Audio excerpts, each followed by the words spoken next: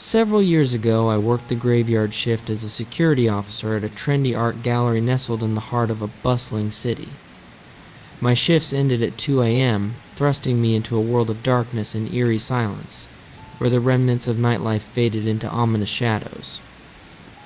The gallery, a labyrinth of creativity, was usually alive with eccentric artists and eclectic patrons until that fateful night. After locking up, I stepped outside, the air thick with an unsettling stillness. My car was parked a few blocks away, and as I walked cautiously, the sharp click of my heels echoed in the empty streets, amplifying my unease. Each footfall felt like a countdown, marking the time until I reached safety. As I approached my vehicle, a sleek black sedan caught my eye, lingering a little too close behind me. Its headlights shone like the eyes of a predator, cutting through the darkness with a menacing glow.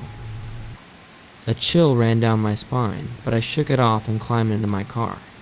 Yet, as I pulled onto the street, the sedan followed, its engine growling ominously, like a beast preparing to pounce.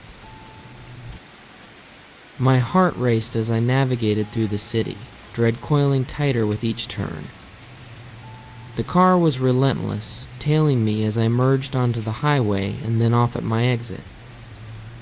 Panic surged in my chest as I realized it had tracked me into my neighborhood, fear clawing at my mind like a feral animal. The comforting lights of home felt like a distant dream. Pulling into my apartment complex, a jolt of terror shot through me.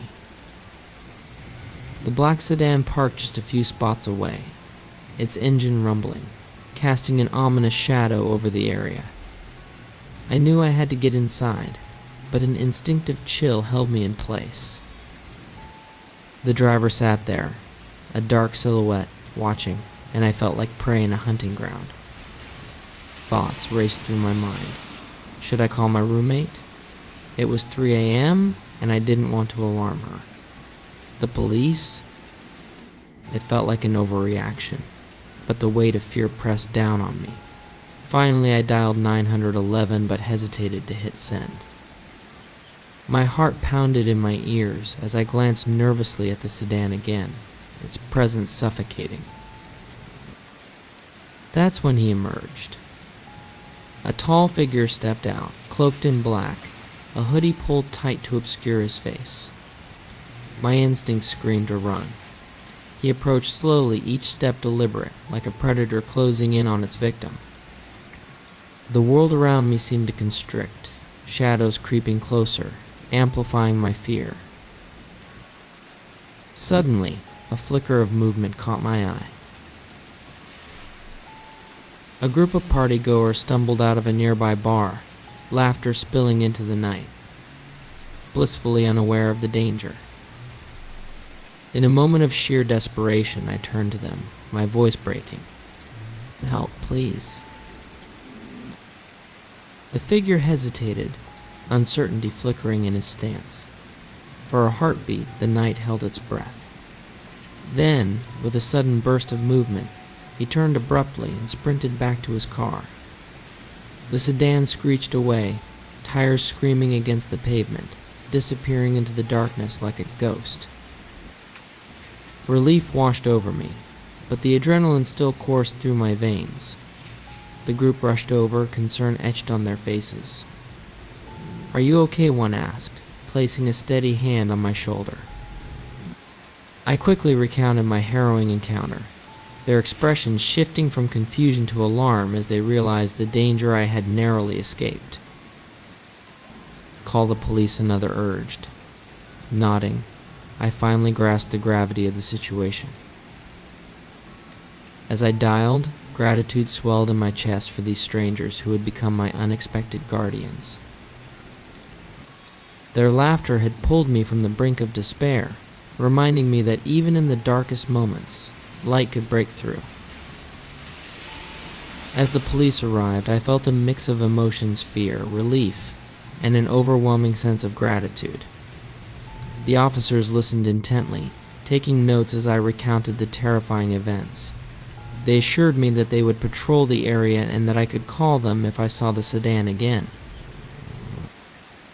That night remains forever etched in my memory, a chilling reminder that even in the vibrant heart of the city, darkness lurks, waiting for its moment to strike. Yet, it was the kindness of those strangers that transformed my fear into a flicker of hope, illuminating the shadows that had threatened to engulf me.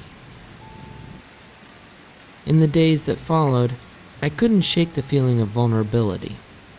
I started taking self-defense classes, determined not to be a victim again.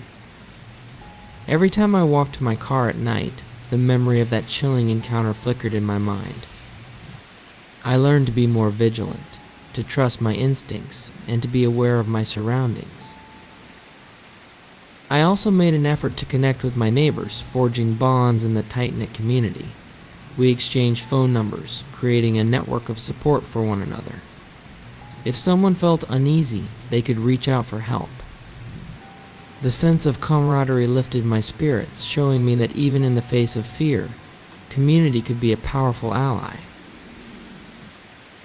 I often think about that night, the fear, the danger, and the strangers who became my protectors. It's a testament to the unpredictable nature of life and the hidden dangers that can lurk in the shadows. Yet, it also taught me the importance of human connection and kindness even among strangers. If you've ever felt the weight of fear pressing in on you, remember this: you're never truly alone. And if you enjoyed this tale of suspense and survival, don't forget to hit subscribe and join me for more chilling stories that will keep you up at night. Together, let's shine a light on the shadows and discover the strength that lies within us all.